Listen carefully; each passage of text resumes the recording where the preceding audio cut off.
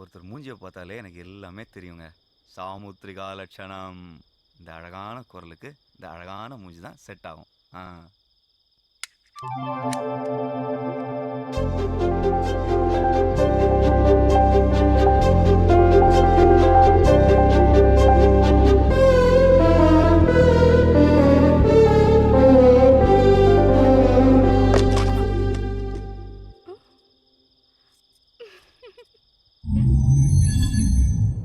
இன்னைக்கு தான் சார் வாழ்க்கையிலே முதல் தடவையா சரக்கு அடிக்காமே போதையான. மறுநாளே அவளை பார்க்க அவள் ஹோட்டலுக்கு போனேன்.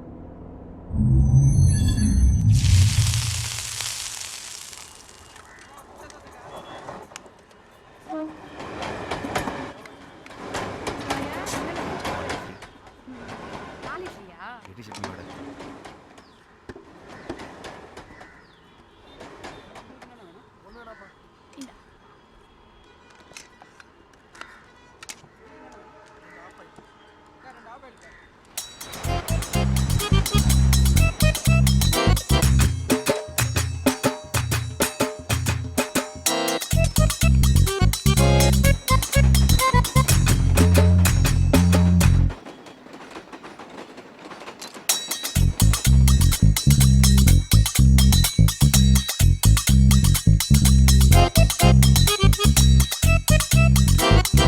பார்சல்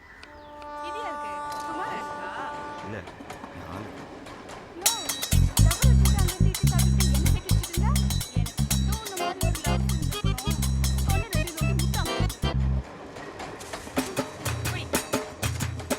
வியாபாரத்தை மட்டும் இல்லைங்க, எல்லாத்தையுமே ரொம்ப நல்லாவே கவனிக்கிறீங்க.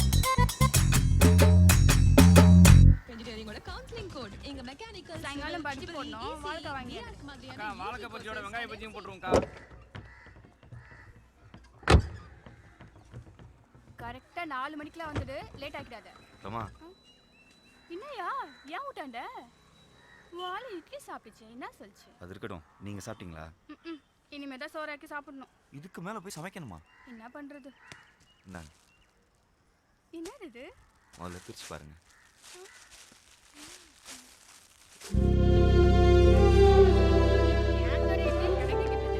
சாப்பிடுங்க.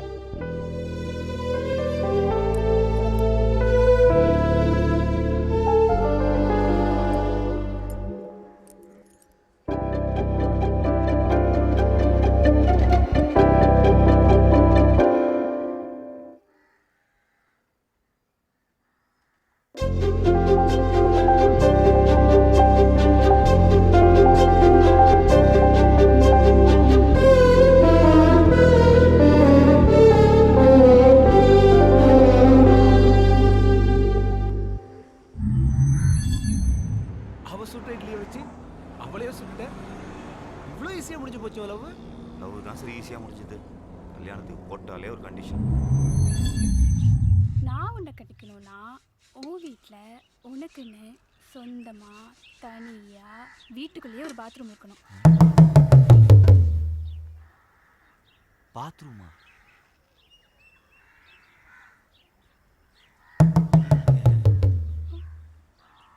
இருக்குல்ல? ஆ இருக்கு.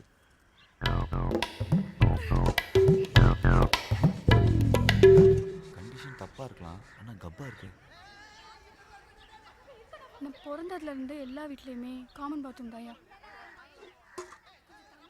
100 மீட்டர் ஓட்டப்பந்தயத்துக்கு கூட 10 தடை தான் வைப்பாங்க.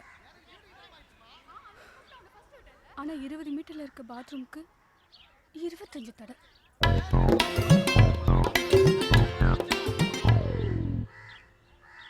தினம் காலையில நான் அதிகம் சொல்றதும் அதிகம் கேட்கறதும்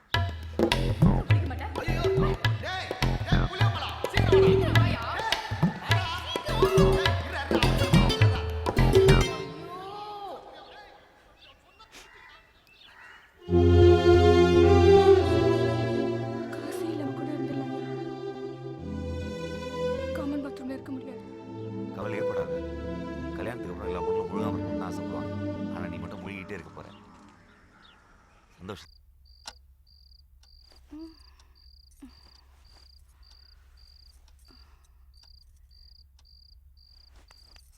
எங்க யாரோ கதவை தட்டுறாங்க. மணி என்ன? 3 பண்ற? ஓபியா இருப்பான், 1/2 மணி நேரம் கழிச்சு போயிடும். நீ படு.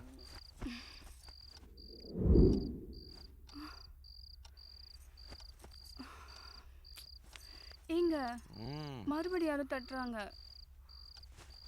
மணி 4:30 பாரு. ஆமா.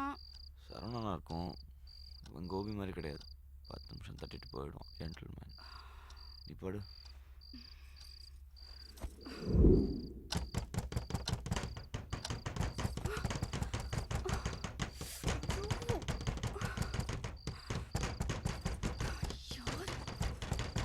வரேன். யார் நீங்க? என்ன வேணும்? பன்னீரோட ஃப்ரெண்ட்ஸ். நாங்களாம் கல்யாணத்துக்கு வர முடியல, அதான் மொய் வாங்கிட்டு போலான்னு வந்திருக்கோம்.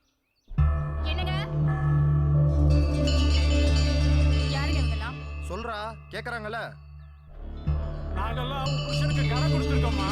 ஓ, எங்களுக்கெல்லாம் சில்லறையா மொத்தம் 10 லட்சம் ரூபா தரணும் உன் புருஷன். 10 லட்சம் உங்களுக்கு கடன் இருக்கா? நான் வாங்கினதுமோ 4.25 லட்சம் தான். திடீர்னு வந்து 10 டேய், திடீர்னு வரலடா. நீ கடன் வாங்கி 3 வருஷமாச்சு.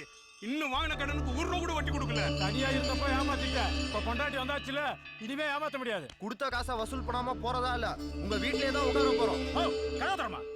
யோ, போய் உள்ள வாங்க. போ. என்ன பாக்குற? வா உள்ள வாங்க. பன்னீரை பணம் வாங்காம போக மாட்டோம். தங்கச்சி, மசமசம் நிக்காம காப்பி போடு. யோ, அத்தனை தடவை உள்ள போறாங்க, என்ன விட்டு எங்கேயா போற? பால் வாங்க. காஃபி கேட்டாங்கல்ல, காஃபி போடணும்னா பால் வேணுமே. இவ்வளவு கடன் இருக்குன்னு ஏன் என்கிட்ட சொல்ல? கக்கூஸ் இருக்கான்னு தானே கேட்டேன். கடன் இருக்கான்னு கேட்கவே இல்லையே. இதெல்லாம் ஒரு பதிலா? டென்ஷன் ஆகாத. உனக்கு காலை கடன் பிரச்சனை, எனக்கு காலையிலேருந்து கடன் பிரச்சனை. உன் பிரச்சனை சால்வ் ஆன மாதிரி இதுவும் சால்வ் ஆகிடும். எப்படியா சால்வ் ஆகும்? 10 லட்சம் ரூபாய் சொல்றாங்க. எங்கேயாவது போய் திருடினாதான் உண்டு. உன்னை நம்பி வந்தேன் பாரு, என்னை செருப்பாலே அடிக்கணும். ரமா, கடன்ல பாதி பாத்ரூம் கடன்ல தான் போச்சு. காபி கேட்டோம், என்னாச்சு? விஷம் இருக்கு, எடுத்துட்டு வரேன். ப்ளீஸ் என்ன கேளு, இப்படியே சமாளிக்கலாம். சாயங்காலம் பாப்போம். நான் மாத்துறேன். ஏய், ரொம்ப முக்கியம். வயித்த கலக்குது, பாத்ரூம் சொன்னா ரமா ப்ளீஸ். இங்க பாரு, இப்ப நான் வீட்டுக்கு போறேன். இவங்க எல்லார் கடனையும் செட்டில் பண்ணிட்டு அப்புறம் வந்து கூப்பிடு, உன் கூட வந்து வாங்க பண்ணுறேன். ரமா சொன்னா கேளு. ரமா ரமா ரமா சண்டை போட்டு போயிட்டாங்க. அப்புறம் எப்படி டிஃபன்? புருஷனா இல்லைனாலும் கஸ்டமராக இட்லி கடைக்கு போனால் டிஃபன் கொடுத்தானே ஆகணும். இப்படி தான் சார் 6 மாதமாக ஓடிட்டு இருக்கு.